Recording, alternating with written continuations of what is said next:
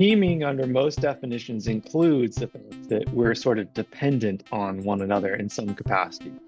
So you can imagine that if a pilot is flying a plane and there's no helper system, no autopilot on board, there's really no teaming. Now, to me, it doesn't emerge if there is like a flip of a switch and the autopilot just does everything and it does it perfectly and there's nothing left for the human to do. That's not teaming because there's no interdependence. You can imagine that maybe the autopilot is performing some of the task of flying the plane, but it's not doing everything. In fact, it can't. The autopilot doesn't communicate with air traffic controllers, for example.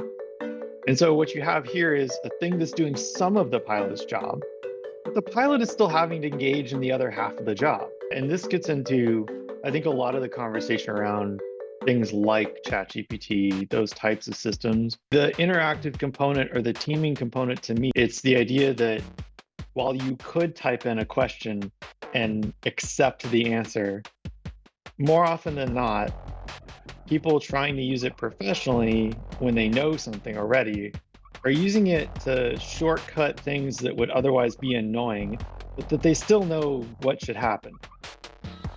So back to the autopilot example, one of the funny things that when I came out of all that work is that you don't want pilots who are flying autopilot all the time and never they may have been good pilots at one time, but never hands-on stick again.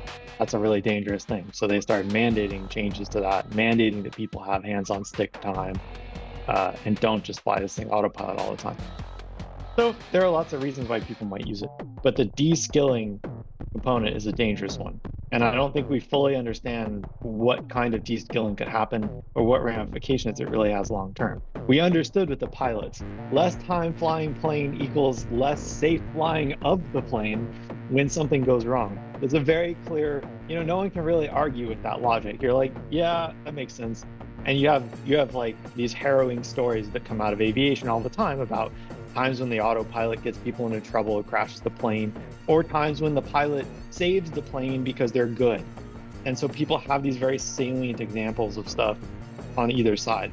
But if I told you, well, ChatGPT might get in the way of your education, you're like, I mean, maybe, I don't know, who cares? It's like, well, yeah, because there isn't a life or death example on either side, where if you don't use it, you fail. And if you do use it, you fail. There's no, it's just not there yet, and maybe never will be.